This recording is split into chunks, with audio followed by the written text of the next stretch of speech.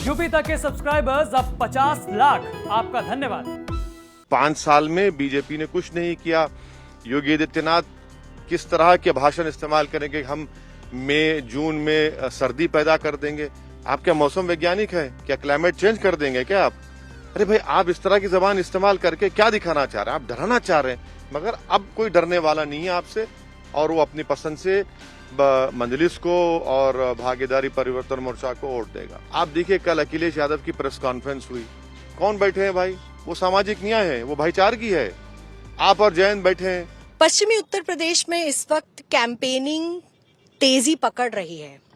चुनाव आयोग के कुछ रिलैक्सेशंस देने के बाद सारी ही पार्टियां जो उत्तर प्रदेश में प्रत्याशी हैं वो बाहर आकर लोगों से डोर टू डोर कैंपेन कर रही हैं। हम इस वक्त असादुद्दीन ओवैसी साहब का door to door campaign Meerut शहर में कवर कर रहे हैं, और काफी जो युवा हैं उनमें किस तरीके का उत्साह है AIMIM के लिए। हम बात करेंगे खुद ओवैसी साहब से, जिनको किसी इंट्रोडक्शन की जरूरत नहीं है। लेकिन सर, मैं आपसे पूछना चाहूंगी कि उत्तर प्रदेश में AIMIM के बारे में क्या सोचता है मुसलमान वर्ग? आपको क्या पता लगा है? देखिए, 5 साल पहले जब हम चुनाव लड़े थे विधानसभा का, काफी संगठन की कमजोरियां थी, और अखिलेश यादव की सरकार ने हमको उत्तर प्रदेश में एक भी जनसभा करने का मौका नहीं दिया, किसी बहाने कैंसिल करते रहे। तो खैर बहरहाल चुनाव हुआ, हमको कामयाबी नहीं मिली, मगर 5 साल के अरसे में बड़ी मेहनत हुई है, बड़ा काम हुआ है। जिला परिषद के चुनाव में भी हमारे 18-19 कैंडिडेट्स कामयाब हुए, जीते हैं, आवाम ने जिताया उनको, बहुत से मुकामात पर दूसरा पोजीशन भी आया। तो आज हमारा पोजीशन बहुत स्ट्रांग है, और स्ट्रांग इसलिए भी है क्योंकि बाबू सिंह कुशवाहा साहब की जन अधिकार पार्टी और बिंड समाज, कश्यप समाज और 2-3 अति पिछड़ा पार्टी हमारे साथ हैं। तो इसलिए हमको उम्मीद है कि उत्तर प्रदेश की जनता न सिर्फ हमारी पार्टी को बल्कि भागीदारी परिवर्तन मोर्चा के तमाम प्रत्याशी को अपने आशीर्वाद से, वोट से कामयाब करेगी। अच्छा स्ट्रांग मौक़िफ़ है, लोग देख रहे हैं, लोग ये जान चुके हैं कि ये हिस्सेदारी की लड़ाई की जो हम बात कर रहे हैं, लोग जब हम जाते हैं लोगों से, आवाम से, जनता से मिलने के लिए, तो सब कहते हैं कि हिस्सेदारी कामयाब होगी, हिस्सेदारी को कामयाब करना है। ये आपकी लड़ाई नहीं है, अब हम हिस्सेदारी को कामयाब करेंगे, तो ये अच्छी बात है बहुत। हम शुरू से कह रहे हैं कि जो थोड़ी बहुत हमको सियासत आती है, जो हमने सीखी हमारे बुजुर्गों के पैर के पास बैठकर, किसी भी चुनाव में जब किसी पार्टी का प्रत्याशी का ऐलान हो जाता है, अनाउंसमेंट, जब से चुनाव शुरू होता है, तो जब से अब कैंडिडेट्स पूरे आ चुके हैं, किसका टिकट कट रहा है, किसको मिल रहा है, सब लोग देख चुके हैं। तो बाइपोलर नहीं है चुनाव अभी, ये एक ओपन चुनाव है, और इसीलिए हमारी जो अपील है, हमारी जो गुजारिशात है, हमारी जो लड़ाई है, उसका ज्यादा आप देख रहे हैं अप्रिसिएशन, और वो जमीन तक पहुंच चुकी है हमारी बात, हिस्सेदारी की, भागीदारी की। अब हम दरी नहीं बिछाएंगे, अपना हिस्सा लेंगे, ये सब चीजें हैं। तो अगर आप किसी एक समाज को ये समझ रहे हैं कि आपका कैदी है और वो नशे में है, तो भाई हम ये नशा उतार देंगे उनका।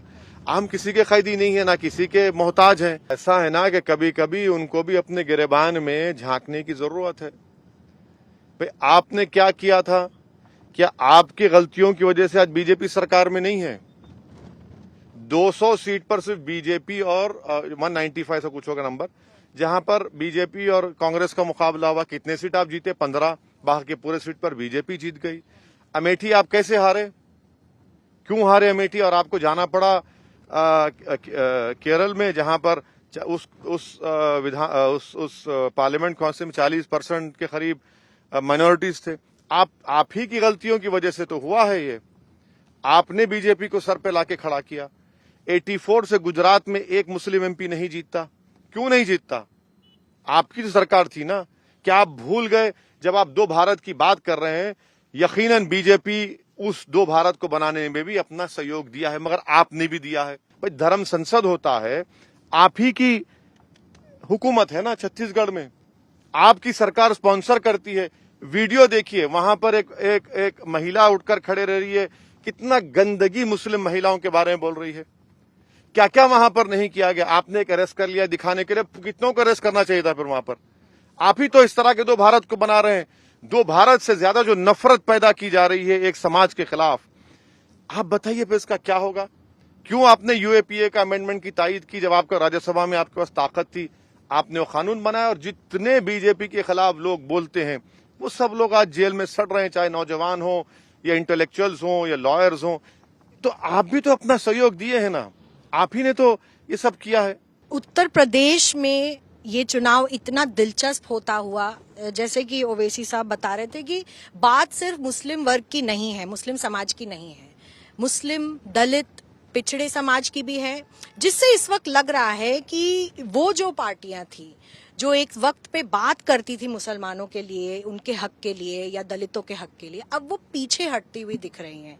और भाजपा एक तरफ विकास की बात करता है, सपा एक तरफ कहती है कि जाट और मुस्लिम समुदाय के वोट उनके पास है, बट कहीं ना कहीं इस वक्त लग रहा है कि जो मुस्लिम वर्ग हैं उनका जो नाम लेते हैं या उनकी जो आवाज उठाते हैं वो ओवैसी साहब हैं, चाहे वो यहाँ पर पश्चिमी उत्तर प्रदेश में हो या पार्लियामेंट में हो। लेकिन इसके अलावा क्या AIMIM को एक ऑल्टरनेट की तरह, एक थर्ड फोर्स की तरह उत्तर प्रदेश में इस चुनावी दौर में देखा जा सकता है? ये अपने आप में एक बड़ा सवाल है जिसका जवाब हमें जल्द मिल जाएगा। प्रदीप गुप्ता के साथ मेरठ में मिलन शर्मा।